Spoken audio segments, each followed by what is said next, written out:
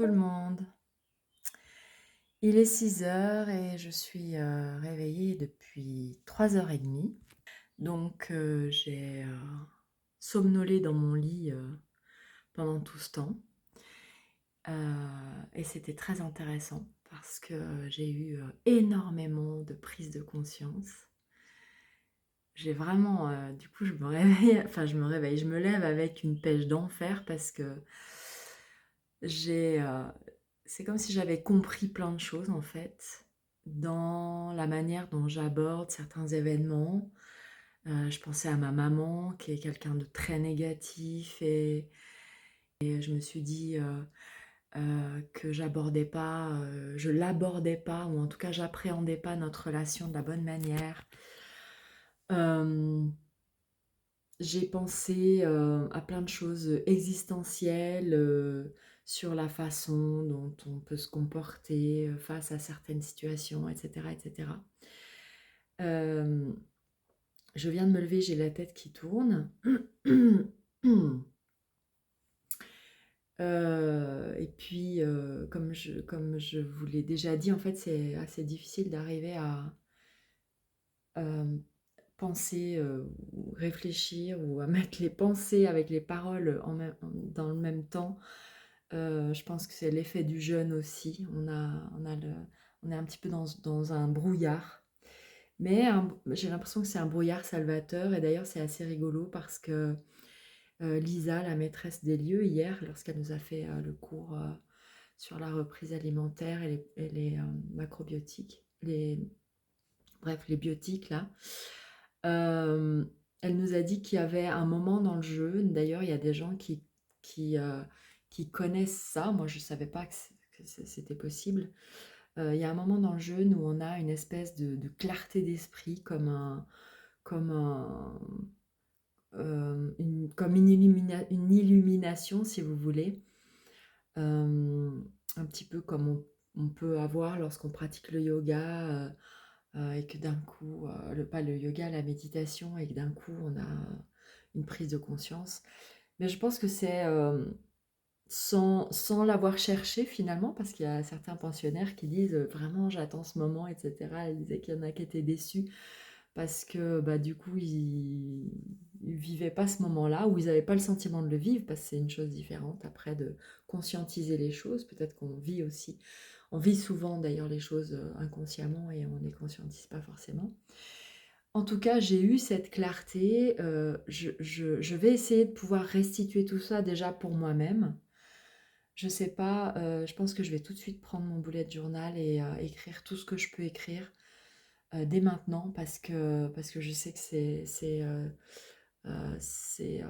très vaporeux, et puis qu'on peut vite...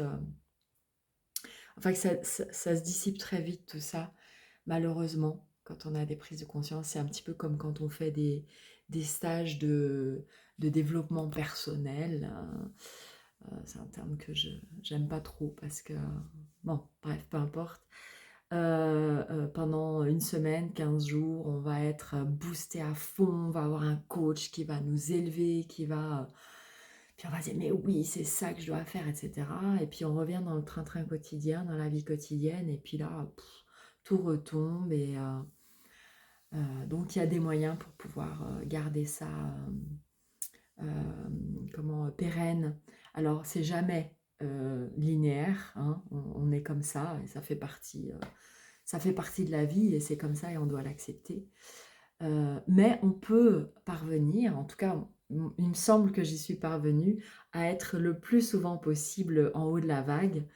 En tout cas, dans ma mer mouvementée, j'ai l'impression je suis plus souvent en haut de la vague qu'en bas aujourd'hui, à plein de niveaux, au niveau personnel, au niveau professionnel, au niveau financier, dans ma relation avec ma famille, qui a été pourtant tellement houleuse. Euh, Parce que aussi j'ai accepté aussi beaucoup de choses. J'ai accepté que voilà, que chacun est différent, et qu'on a tous nos travers, et on a surtout tous nos blessures. Et puis j'ai accepté aussi que je n'étais pas parfaite, et loin de là. et que j'étais souvent, ce que je recevais était de toute façon le reflet de ce que j'avais à l'intérieur. Bon, voyez, du coup, j'ai plein de choses à dire ce matin.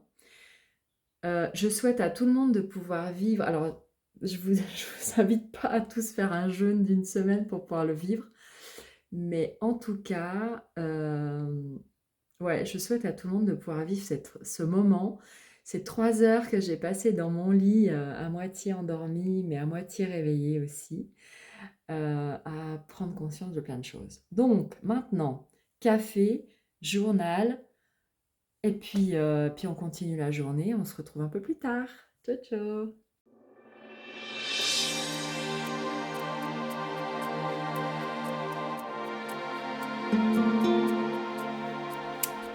Et voilà, je pars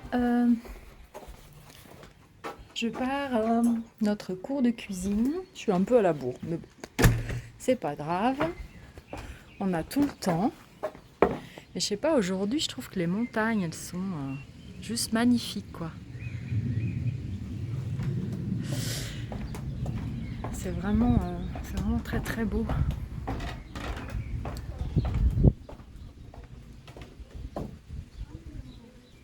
Par contre, je vais aller prendre une laine parce qu'il fait vraiment, vraiment pas chaud. Je vais aller prendre une laine.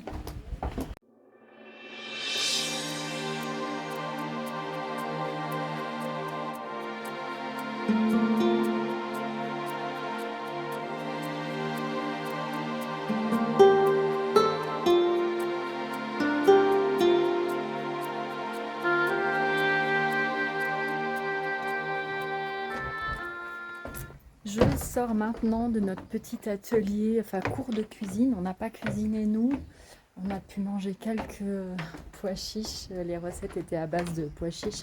Donc on a fait des crackers, on a fait du houmous et puis un genre d'entrée. C'était vraiment incroyable. Mais au-delà de ça, on a appris énormément de choses.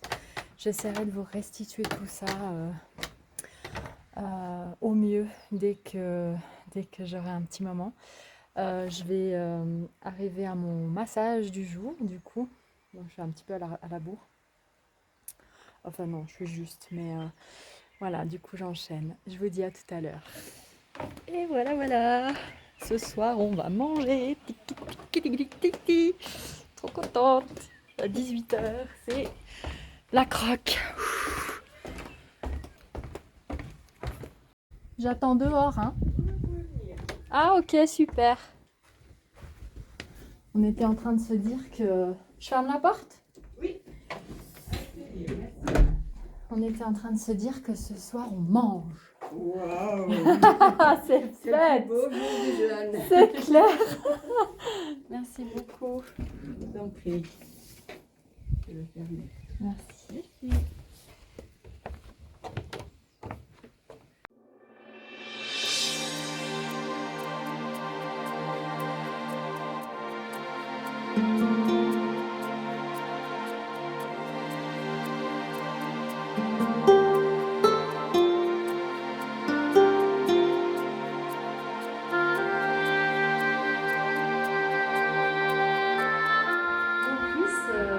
J'aimerais que tu nous expliques comment ça se passe. Faut que je m'approche de toi parce que sinon, Ouais, pas de souci. comment ça se passe quand le poids qu'on a perdu, qu'est-ce que c'est que ce poids qu'on a perdu et qu'est-ce qui se passe après quand on revient à la vie normale?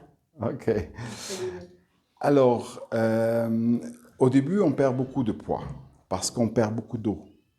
Hein, on perd à peu près 2 litres d'eau. Ça dépend les premiers jours. C'est naturel parce que déjà, ton tube digestif, il va rétrécir. Donc, il va lâcher pas mal d'eau. Il y a tout ton corps, en fait, qui va lâcher. Après, tu commences à perdre du gras aussi. Donc, ça va libérer aussi pas mal d'eau. Vous avez appris, on a du glucogène dans les muscles et dans le foie. Ça, c'est le stock de sucre, hein, qui nous donne de la force les premiers 24 heures. Et là, 1 molécule de glucogène est lié à 2 molécules d'eau. et on a à peu près 700 grammes de glycogène dans le corps. Hein. Donc là, tu imagines que là, il y a pas mal d'eau qui part. Mais à partir du troisième jour, troisième jour, on commence à perdre du gras aussi. Hein. C'est là qu'on puise, on puise sur les réserves de gras. Donc on perd les deux. Donc si en moyenne une femme perd 3 à 4 kilos en une semaine, un homme entre 6 et 8 kilos, donc une partie va revenir maintenant parce que vous allez remanger. Ça c'est clair, il ne faut pas se faire une illusion.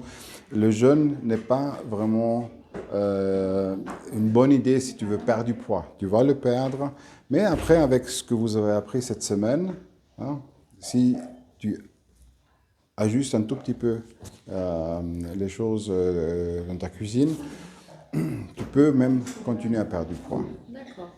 Donc en fonction du cours sur l'alimentation qu'on a fait, Voilà. si on se tient à ce qu'on a Exact. Si tu dit, manges beaucoup de fibres, voilà. hein, beaucoup de légumes, très variés, hein, tout ça, ça va contribuer en fait.